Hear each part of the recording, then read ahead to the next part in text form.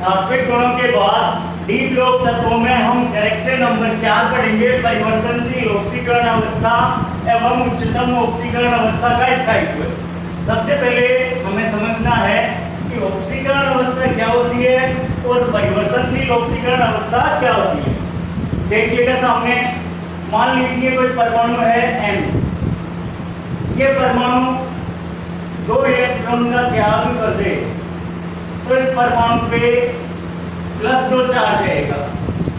2 electron त्यागने पर इसके ऊपर जो +2 चार्ज आया, ये +2 चार्ज ही कहलाएगा इस N तत्व की ऑक्सीकरण अवस्था। ऑक्सीकरण अवस्था क्या होगी? किसी भी तत्व द्वारा इलेक्ट्रॉन त्यागने पर उस पर जितना भी धनावेश आएगा वही धनावेश क्या कहलाएगा? उस तत्व की ऑक्सीकरण अवस्था कहलाएगा। आगे हम चर्चा करेंगे कि ये परिवर्तनशील ऑक्सीकरण अवस्था क्या है। तो इसके लिए हम एग्जाम्पल लेते हैं एक सोडियम का। सोडियम हमेशा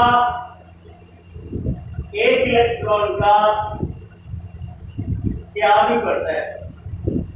सोडियम हमेशा 1 इलेक्ट्रॉन का त्याग करता है, इस वजह से सोडियम पे ऑलवेज +1 चार्ज आएगा। और ये जो +1 चार्ज आ गया सोडियम पे, ये कहलाएगा इसकी ऑक्सीकरण अवस्था। अब देखिएगा, सोडियम हमेशा 1 ही इलेक्ट्रॉन त्यागता है, इस वजह से सोडियम पे हमेशा +1 चार्ज आएगा। तो ये सोडियम पे +1 चार्ज आया, इसको कहा जाएगा इसकी निश्चित ऑक्सीकरण अवस्था। लेकिन इस सोडियम के स्थान पे हम आयरन तत्व लेते हैं, तो इलेक्ट्रॉनिक विन्यास के अकॉर्डिंग ये आयरन परिस्थिति के अकॉर्डिंग 2 इलेक्ट्रॉन का त्याग भी करता है और 3 इलेक्ट्रॉन का त्याग भी करता है। जब ये 2 इलेक्ट्रॉन त्यागेगा, इस पे चार्ज आएगा +2, 3 इलेक्ट्रॉन त्यागेगा, चार्ज आएगा +3। यानी कुल मिला के इन दोनों ही स्थितियों में अकेले आयरन ने +2 और +3 चार्ज दिया, मीन्स इसने +2 और +3 ऑक्सीकरण अवस्था दे दी, +2 भी दे दी और +3 भी दे दी, मीन्स एक से ज्यादा प्रकार की ऑक्सीकरण अवस्था दे दी। इसी को कहा जाएगा परिवर्तनशील ऑक्सीकरण अवस्था कहलाएगा। क्लियर? अब डेफिनेशन देखते हैं। एक संक्रमण तत्व एक से अधिक प्रकार की ऑक्सीकरण अवस्था देता है, इसी को क्या कहा जाएगा? परिवर्तनशील ऑक्सीकरण अवस्था। और संक्रमण तत्वों में ये कैरेक्टर सबसे ज्यादा पाया जाता है। रीजन देखना चाहेंगे हम कि संक्रमण तत्वों में ही परिवर्तनशील ऑक्सीकरण अवस्था कैरेक्टर ज्यादा क्यों पाया जाता है? तो इसका रीजन है संक्रमण तत्वों के संयोजकता कोष में N-1D कक्षक और NS कक्षक उपस्थित है। इस वजह से संक्रमण तत्व रासायनिक बंधन के दौरान NS से भी इलेक्ट्रॉन का त्याग करेंगे और इस D से भी इलेक्ट्रॉन का त्याग करेंगे। इस वजह से इसकी ऑक्सीकरण अवस्थाओं का मान 1 से ज्यादा प्रकार का हो जाएगा। दूसरा रीजन दे सकते हैं कि इन संक्रमण तत्वों में 1 से ज्यादा युग्मित D इलेक्ट्रॉन पाए जाते हैं। तो ये रीजन हो गया आपका परिवर्तनशील ऑक्सीकरण अवस्था देने का। किसी भी संक्रमण तत्व की न्यूनतम ऑक्सीकरण अवस्था का मान होता है, फॉर्मूला बना सकते हैं कि संक्रमण तत्वों की न्यूनतम ऑक्सीकरण अवस्था बराबर होगा उनके NS इलेक्ट्रॉन की संख्या, यानी ठीक इसके बराबर। और किसी भी संक्रमण तत्व की अधिकतम ऑक्सीकरण अवस्था का मान होगा उसकी NS इलेक्ट्रॉन की संख्या प्लस उसके N-1D युग्मित इलेक्ट्रॉन की संख्या। इन दोनों का टोटल करेंगे तो हमें किसी तत्व की उच्चतम ऑक्सीकरण अवस्था का मान मिल जाएगा। ये दोनों फॉर्मूले एक आध एग्जाम्पल में अप्लाई नहीं होंगे, बाकी ये सभी पे अप्लाई होंगे। देखिएगा टेबल पे अप्लाई करके देखते हैं। स्कैंडियम 2 इलेक्ट्रॉन S से निकल गए बाहर, 1 इलेक्ट्रॉन D से निकल गया ऑक्सीकरण अवस्था कितनी है इसकी +3। टाइटेनियम में न्यूनतम ऑक्सीकरण अवस्था ns इलेक्ट्रॉन की संख्या न्यूनतम 2 इलेक्ट्रॉन है, यहाँ से 2 इलेक्ट्रॉन बाहर निकले तो +2i, 2 इलेक्ट्रॉन यहाँ से और एक इसमें से निकला तो +3 ऑक्सीकरण अवस्था, 2 यहाँ से और 2 ही यहाँ से तो +4 ऑक्सीकरण अवस्था। वेनेडियम में 4s में 2 इलेक्ट्रॉन है, दोनों इलेक्ट्रॉन बाहर निकले तो न्यूनतम ऑक्सीकरण अवस्था +2 और 4s के साथ 3 इलेक्ट्रॉन युग्मित है डी के तो 3 और 2 5, तो इसकी मैक्सिमम ऑक्सीकरण अवस्था कितनी हो गई +5 और ये बीच की ऑक्सीकरण अवस्था है। क्रोमियम में देखते हैं s में ns में न्यूनतम इलेक्ट्रॉन कितने 1 इलेक्ट्रॉन तो न्यूनतम ऑक्सीकरण अवस्था +1। आगे चलते हैं अधिकतम ऑक्सीकरण अवस्था कितनी होगी ns इलेक्ट्रॉन प्लस युग्मित d इलेक्ट्रॉन तो 1 + 5 तो कितनी होगी इसकी न्यूनतम ये अधिकतम +6 ऑक्सीकरण अवस्था होगी। ml में चलते हैं तो न्यूनतम ऑक्सीकरण अवस्था बराबर है s इलेक्ट्रॉन की संख्या 2 इलेक्ट्रॉन है तो +2 हो गई, अधिकतम ऑक्सीकरण अवस्था ns इलेक्ट्रॉन की संख्या प्लस युग्मित d इलेक्ट्रॉन की संख्या तो 5 और 2 7, तो इसके लिए अधिकतम ऑक्सीकरण अवस्था का मान कितना हो गया +7। और ये इसी टाइप से हम सभी के लिए ऑक्सीकरण अवस्थाओं के मान निकाल सकते हैं। तो ज्यादातर केसेस में हम देख रहे हैं कि एक ही तत्व एक से ज्यादा प्रकार की ऑक्सीकरण अवस्थाएं दे रहे हैं, कोई तत्व एक से ज्यादा प्रकार की ऑक्सीकरण अवस्थाएं देगा तो इसी कैरेक्टर को क्या कहा जाएगा इन तत्वों की परिवर्तनशील ऑक्सीकरण अवस्था। सभी की ऑक्सीकरण अवस्थाएं आपके सामने लिखी हुई है। अब हम कुछ स्पेसिफिक ऑक्सीकरण अवस्थाओं का रीजन जानना चाहेंगे कि कौन सा तत्व कौन सी ऑक्सीकरण अवस्था ज्यादा देगा और क्यों देगा। ये सारे रीजन और पॉइंट्स के रूप में हम इधर राइट डाउन करते हैं, पढ़ते हैं। इनमें सबसे पहले नंबर 1 पर देखिएगा, ज्यादातर तत्व न्यूनतम और सामान्य ऑक्सीकरण अवस्था दे रहे हैं कौन सी +2। खाली क्रोमियम तत्व ऐसा है जिसकी न्यूनतम ऑक्सीकरण अवस्था +1 है और कॉपर की भी +1 ऑक्सीकरण अवस्था न्यूनतम है, ठीक है। बाकी सबकी न्यूनतम और सामान्य ऑक्सीकरण अवस्था कितनी है +2। लिखते हैं सभी 3D श्रेणी तत्वों की सामान्य एवं न्यूनतम ऑक्सीकरण अवस्था +2 होती है।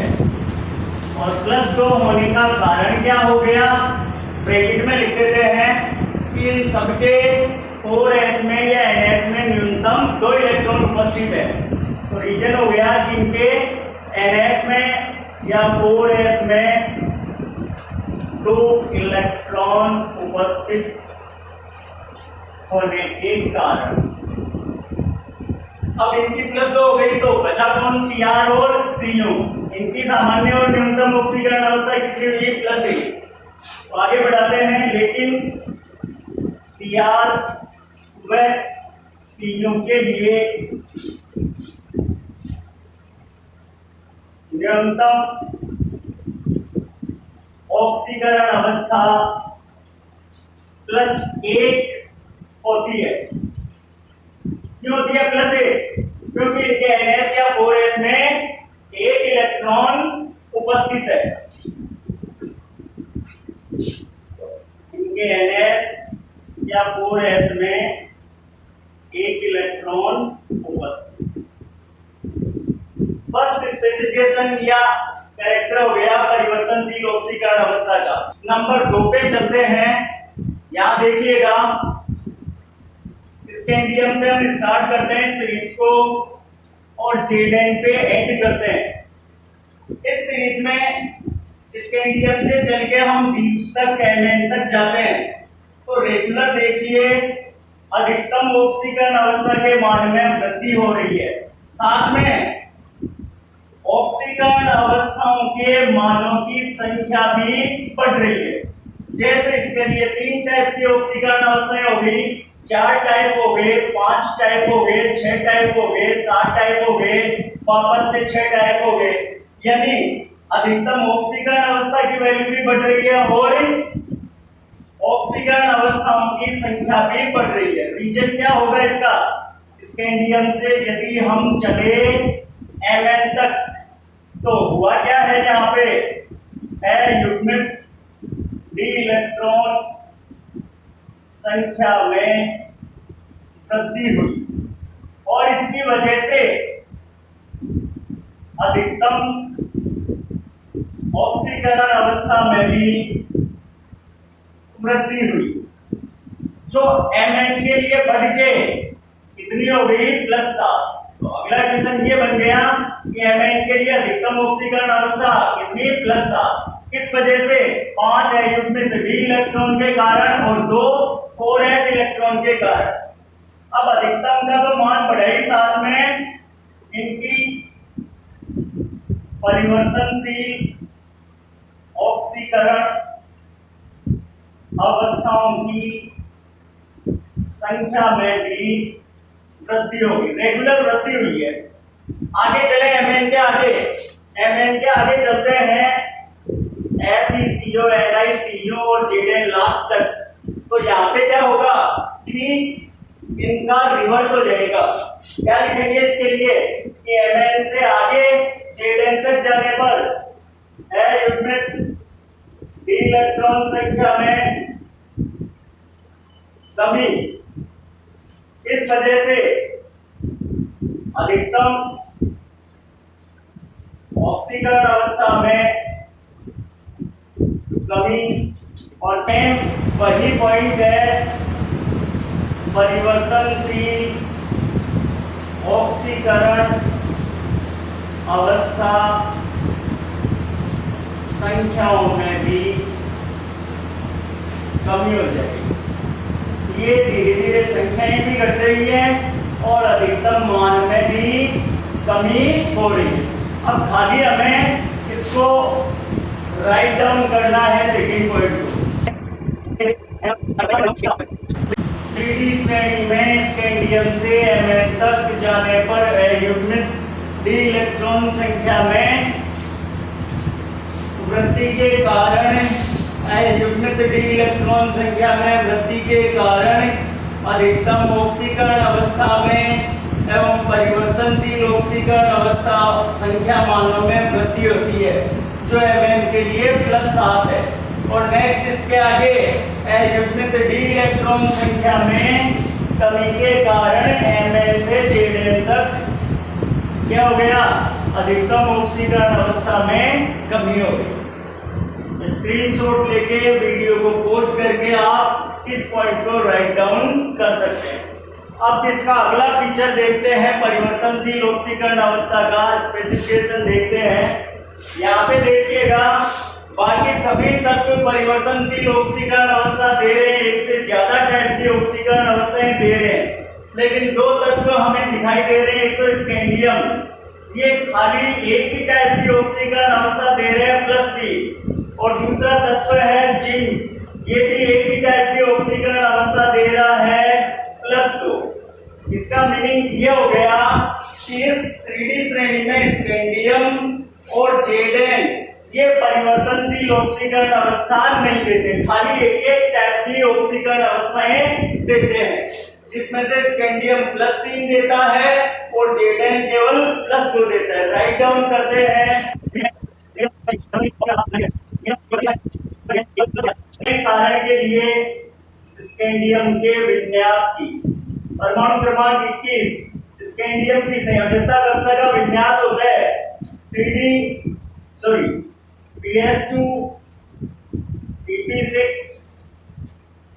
3D1 4S। ये आपका वो आर्गन वाला विन्यास हो गया, तो स्टार्टिंग में पढ़ा था आपने इलेक्ट्रॉनिक विन्यास की टेबल में। ये स्कैंडियम का विन्यास है। अब स्कैंडियम यदि 3 इलेक्ट्रॉन का त्याग कर दे, स्कैंडियम ने 3 इलेक्ट्रॉन का त्याग किया, Sc3+ में गया, तो Sc3+ में देखिएगा इसका विन्यास क्या हुआ, 2 इलेक्ट्रॉन यहाँ से त्यागे और 1 इलेक्ट्रॉन यहाँ से, तो क्या विन्यास बच गया 3s2 3p6, आगे सब कुछ खाली है, 3d0, 4s0। तो संयोजकता कक्षा में इसके पास इलेक्ट्रॉन हो गए 8, तो इसको मिल गया 8 इलेक्ट्रॉन वाला स्थायी अक्रिय गैस विन्यास। स्थायी अक्रिय गैस विन्यास,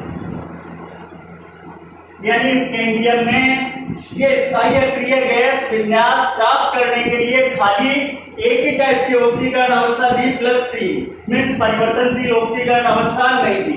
स्कैंडियम के साथ 30 जिंक, 30 जिंक, इसका पूरा संयोजकता कक्षा विन्यास होगा 3s2, 3p6, 3d10, 4s2। जब ये 2 इलेक्ट्रॉन का त्याग करेगा तो Zn का +2 ऑक्सीकरण अवस्था में विन्यास ले लेगा, यहां से निकलेगा, तो विन्यास रहा 3s2, 3p6, 3d10, 4s0।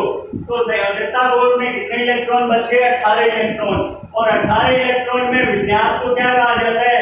आभासी अक्रिय गैस विन्यास। तो ये जिंक स्थायी आभासी अक्रिय गैस विन्यास प्राप्त कर लेने के कारण परिवर्तनशील ऑक्सीकरण अवस्था नहीं देता है, केवल +2 ऑक्सीकरण अवस्था देता है। ओके, ये 3 पॉइंट हो गए इसके।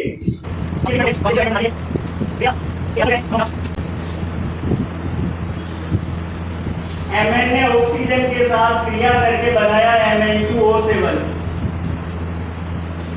और यदि Mn यदि क्रिया करे क्लोरीन के साथ और यौगिक की संभावना बने MnCl5 की, तो देखना यहाँ पे Mn की ऑक्सीकरण अवस्था कितनी है? ऑक्सीजन की कितनी? -2, तो 7 की कितनी? -14 है। पक्ष चेंज किया, 2 का भाग दिया, कितनी आ गई? +7। और यहाँ पर भी ऑक्सीकरण अवस्था कितनी है? +7, यानी Mn की ऑक्सीकरण अवस्था है +7। दोनों में ऑक्सीकरण अवस्था सेम है, लेकिन शुरू वाला जो कंपाउंड है ये तो बन जाता है, मीन्स इसका अस्तित्व तो है लेकिन इसका अस्तित्व नहीं है। तो इसका मतलब ये हो गया कि ये जो Mn तत्व है, संक्रमण तत्व है, अपनी उच्चतम ऑक्सीकरण अवस्था में केवल कौन सा यौगिक बना रहे? ऑक्साइड यौगिक बना रहे, दूसरा यौगिक नहीं बना रहा। तो इसके लिए हम पॉइंट लिखते हैं, संक्रमण तत्व अपनी उच्चतम ऑक्सीकरण अवस्था में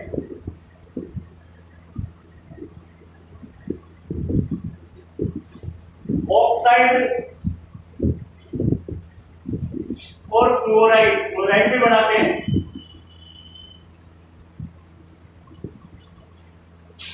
इनका निर्माण करते हैं, अन्य का नहीं। इसको हम यूं भी लिख सकते हैं कि ये ऑक्सीजन और क्लोरीन ये दोनों ऐसे तत्व हैं जो संक्रमण तत्वों की उच्चतम ऑक्सीकरण अवस्था को स्थायित्व प्रदान करते हैं। कैसे करते हैं? उनका यौगिक बना के। तो ऑक्सीजन व क्लोरीन संक्रमण तत्वों की उच्चतम ऑक्सीकरण अवस्था को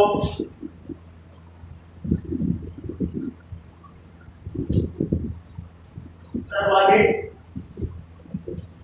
स्थायित्व देते हैं।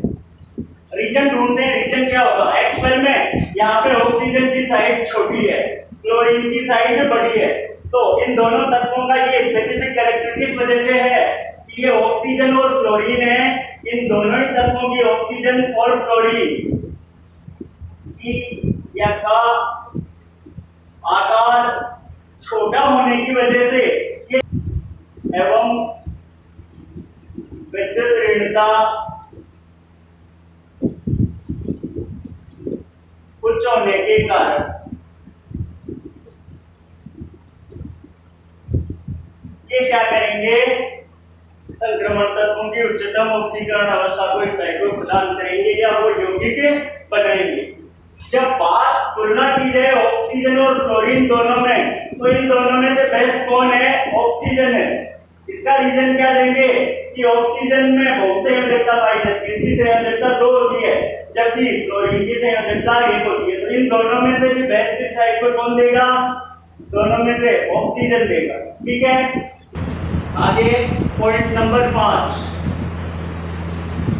संक्रमण तत्वों के उच्च ऑक्सीकरण अवस्था यौगिक एक तो सहसंयोजी गुण ज्यादा देते हैं, सहसंयोजी गुण वाले होते हैं और अम्लीय प्रवृत्ति देते हैं, जबकि इन्हीं संक्रमण तत्वों की कम ऑक्सीकरण अवस्था वाले यौगिक इसका जस्ट रिवर्स आयनिक गुण देंगे और क्षारीय प्रवृत्ति देंगे।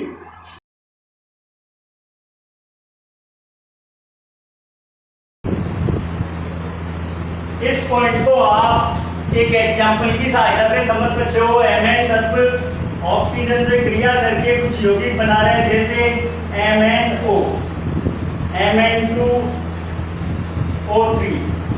MnO2, MnO3, Mn2O7, सभी में Mn की ऑक्सीकरण अवस्था है +2, +3, +4, +6 और +7। यहाँ पे MnO जिसमें Mn की ऑक्सीकरण अवस्था +2 है, कम ऑक्सीकरण अवस्था में है, इस हिसाब से ये यौगिक या ऑक्साइड यौगिक होगा आयनिक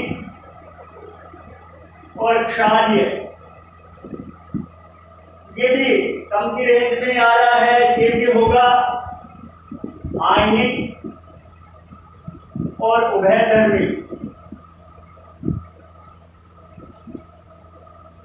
यहाँ पे उच्च ऑक्सीकरण अवस्था में, अधिक ऑक्सीकरण अवस्था में आ गया +6 में MnO3। उच्च ऑक्सीकरण अवस्था में कैसा होगा? ये कंपाउंड हो जाएगा सहसंयोजी और अम्लीय, और ये भी सेम सहसंयोजी और सर्वाधिक अम्लीय होगा।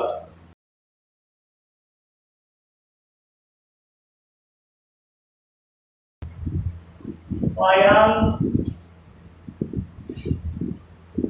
according छोटे आकार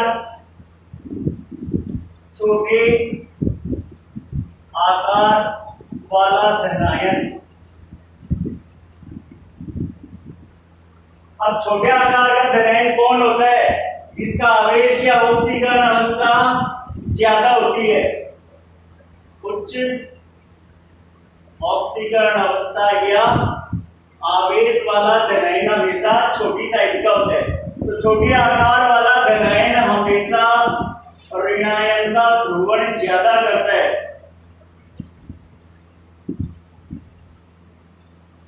और ऋणायन का ध्रुवण ज्यादा करेगा, इस वजह से यौगिक में बंद इलेक्ट्रॉन का विस्थापन होगा, बंद इलेक्ट्रॉन विस्थापन होगा, और विस्थापन होगा तो बंध में सहसंयोजी गुणों में वृद्धि होगी। तो बंध के सहसंयोजी गुणों में वृद्धि होगी। तो कुल मिला के ये फायांस नियम था, और फायांस नियम के अकॉर्डिंग ये वाला स्टेटमेंट करेक्ट जा रहा है कि ऑक्सीकरण अवस्था का मान ज्यादा है, मींस धनायन कैसा होगा? छोटा, तो ध्रुवण ज्यादा हो जाएगा, विस्थापन हो जाएगा, तो बंध में कौन से गुण आ जाएंगे? सहसंयोजी। और जब ऑक्सीकरण अवस्था का मान ज्यादा रहेगा, इलेक्ट्रॉन की कमी रहेगी, तो वो इलेक्ट्रॉन लेना भी चाहेगा, तो साथ में कौन सा कैरेक्टर आ गया? अम्लीय कैरेक्टर आ गया। और निम्न ऑक्सीकरण अवस्था में क्या होगा? इसका ठीक रिवर्स हो जाएगा।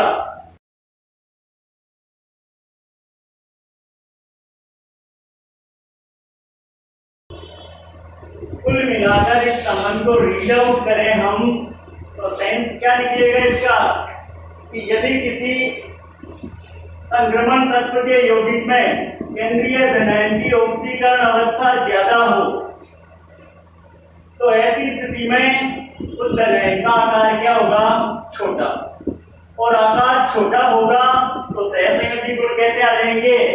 ज्यादा आ जाएंगे। रिवर्स कर लो, यदि केंद्रीय धनायन की ऑक्सीकरण अवस्था का मान कम हो, तो केंद्रीय धनायन का आकार ज्यादा हो जाएगा, वो ध्रुवण कम करेगा, तो सहसंयोजी गुणों में, अम्लीय गुणों में कमी हो जाएगी। और ये गुण कम होंगे तो गुण कौन से आ जाएंगे? आयनिक और क्षारीय।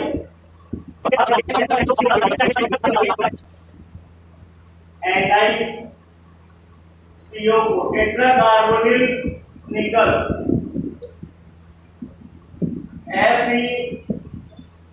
FeCO5। यहाँ पे देखना संक्रमण तत्व निकल, इसकी ऑक्सीकरण अवस्था है 0। यहाँ पर संक्रमण तत्व आयरन, इसकी ऑक्सीकरण अवस्था है 0। तो कुछ संक्रमण तत्व ऐसे हैं जो शून्य ऑक्सीकरण अवस्था वाले यौगिकों का निर्माण भी करते हैं। तो इस टाइप से क्या आपका पॉइंट नंबर 4 परिवर्तनशील ऑक्सीकरण अवस्था और उच्चतम ऑक्सीकरण अवस्था का स्थायित्व, ये पॉइंट कंप्लीट होता है। अब हम चलते हैं पॉइंट नंबर 5 पर। पॉइंट नंबर 5 है आपका संक्रमण तत्वों के उत्प्रेरकी गुण। संक्रमण तत्वों के उत्प्रेरकी गुण और उसके कारण को हम एक क्रिया विधि की सहायता से पढ़ेंगे। देखना, ये हमारे पास किसी अभिक्रिया के क्रियाकारी अणु मौजूद है, अलग अलग क्रियाकारी अणु है, साथ में उत्प्रेरक के रूप में खाली डी कक्षक वाला कोई संक्रमण तत्व उपस्थित है। नाम लिखते हैं इनके, ये तो क्रियाकारी अणु और ये है रिक्त डी कक्षक युक्त संक्रमण तत्व उत्प्रेरक। जब इन दोनों की अभिक्रिया होगी तो ये संक्रमण तत्व उत्प्रेरक अपने खाली डी कक्षकों द्वारा इन क्रियाकारी अणुओं को बंधित कर देगा। इस बंधन को इस टाइप से प्रदर्शित कर दिया।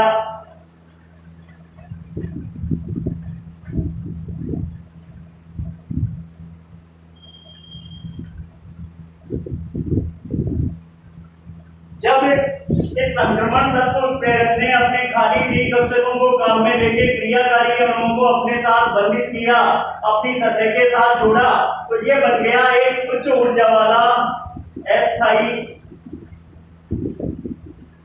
मध्यवर्ती यौगिक। यही मध्यवर्ती यौगिक अंत में वियोजित होगा, इनमें नई बॉन्डिंग हो जाएगी। वियोजित होगा तो काम में आने वाला संक्रमण तत्व उत्प्रेरक एटीपीज फ्री हो जाएगा। ये संक्रमण तत्व उत्प्रेरक एटीपीज वापस से फ्री हो गया, लेकिन साथ में ये जो क्रियाकारी अणु काम में आ रहे थे, वो क्रियाकारी अणु आपस में क्रिया करके यहाँ पे ये नया प्रोडक्ट बना देंगे, उत्पाद। और ये हो गया उन्हें प्राप्त संक्रमण तत्व उत्प्रेरक। तो इस टाइप से संक्रमण तत्वों ने रासायनिक अभिक्रियाओं का उत्प्रेरण किया, उन रासायनिक अभिक्रियाओं को कंप्लीट होने में मदद की। अब इस कारण क्या लिखेंगे? लिख सकते हो आप इसके आधार पे क्या कि संक्रमण तत्वों में रिक्त N-1 डी कक्षक उपस्थित होते हैं, जिनको काम में लेके ये अपने साथ क्रियाकारी अणु को बंधित करते हुए अस्थायी मध्यवर्ती यौगिक बनाते हैं। और यही अस्थायी मध्यवर्ती यौगिक उत्पाद प्राप्त करने के काम आता है। और संक्रमण तत्व अपरिवर्तित अवस्था में दोबारा प्राप्त हो जाते हैं। इसी रासायनिक अभिक्रिया को संक्रमण तत्व द्वारा उत्प्रेरित किया गया हो। सबसे पहला एग्जाम्पल लेते हैं, वनस्पति तेल से वनस्पति घी का निर्माण। देखा आपने, वनस्पति तेल तो यूज लेते ही है घर में, और वनस्पति घी किसको कहते हैं? आपके डालडा घी को कहते हैं। तो इसके लिए एग्जांपल्स लिए उत्प्रेरकी गुणों के लिए फर्स्ट एग्जांपल लिया, निकल उत्प्रेरक द्वारा वनस्पति तेल से वनस्पति घी का निर्माण। दरअसल वनस्पति तेल असंतृप्त हाइड्रोकार्बन का मिश्रण है और वनस्पति घी संतृप्त हाइड्रोकार्बन का मिश्रण है। निकल उत्प्रेरक द्वारा असंतृप्त हाइड्रोकार्बन का हाइड्रोजनीकरण करवाया जाएगा तो वनस्पति घी का निर्माण होगा। रिएक्शन राइट डाउन करते हैं। वनस्पति तेल का फॉर्मूला मींस असंतृप्त हाइड्रोकार्बन RCH CH2OH, इसको हम कह सकते हैं वनस्पति तेल, जिसमें कि एक्चुअल में असंतृप्त हाइड्रोकार्बन उपस्थित है। इसका करवाया गया हाइड्रोजनीकरण, हाइड्रोजन से अभिक्रिया करवाई गई संक्रमण तत्व उत्प्रेरक निकल की उपस्थिति में। यहां से बॉन्ड ब्रेक हुआ, दोनों साइड में हाइड्रोजन जुड़े तो निर्माण हो गया RCH2 CH2 COOH का। एक्चुअल में ये फॉर्मूला है वनस्पति घी का, जिसमें क्या उपस्थित है? संतृप्त हाइड्रोकार्बन। तो इस रासायनिक अभिक्रिया का उत्प्रेरण हो गया संक्रमण तत्व निकल उत्प्रेरक के द्वारा। सेकंड नंबर एग्जांपल लेते हैं, Fe और MO द्वारा हेबर विधि में अमोनिया का निर्माण। एक्चुअल में इस हेबर विधि में नाइट्रोजन और हाइड्रोजन की अभिक्रिया करवाई जाती है। नाइट्रोजन और हाइड्रोजन की यह अभिक्रिया Fe उत्प्रेरक और मोलिब्डेनम उत्प्रेरक वर्धक, जो उत्प्रेरक की क्रियाशीलता को बढ़ाता है। इन दोनों उत्प्रेरकों की उपस्थिति में जब इस अभिक्रिया को संपन्न करवाया गया तो इस अभिक्रिया से निर्माण हुआ अमोनिया का, NH3 का, और इस अभिक्रिया को नाम दे दिया गया अमोनिया निर्माण की हेबर विधि, जिसमें संक्रमण तत्व Fe उत्प्रेरक का काम कर रहे हैं और दूसरा संक्रमण तत्व मोलिब्डेनम उत्प्रेरक वर्धक का काम कर रहा है। एग्जांपल नंबर 3 पे चलते हैं। आपने एक बहुलक का नाम सुना होगा पॉलीथीन, जिसका रियल नाम है यहाँ पे जो यूज करेंगे पॉलीएथीन। संक्रमण तत्व है टाइटेनियम, इसका यौगिक लेते हैं TiCl4, टाइटेनियम टेट्राक्लोराइड। ये काम करता है उत्प्रेरक का। तो TiCl4 उत्प्रेरक द्वारा पॉलीएथीन बहुलक का निर्माण। देखिएगा, इस अभिक्रिया के लिए हम रिएक्टेंट क्रियाकारी अणु के रूप में लेते हैं एथीन एकलक, CH2 double bond CH2। N इकाइयां काम आती हैं। इस अभिक्रिया में उत्प्रेरक के रूप में काम में ले लिया गया संक्रमण तत्व यौगिक TiCl4 टाइटेनियम टेट्राक्लोराइड को। एथीन एकलक इकाइयां इस उत्प्रेरक की उपस्थिति में संयोजित होंगी। यहाँ से बॉन्ड ब्रेक होगा, आगे पीछे बॉन्ड फ्री होगा और ये बन जाएगा आपका पॉलीएथीन उत्प्रेरक। सॉरी, ये बन जाएगा आपका, और ये बन जाएगा आपका पॉलीएथीन उत्पाद या बहुलक।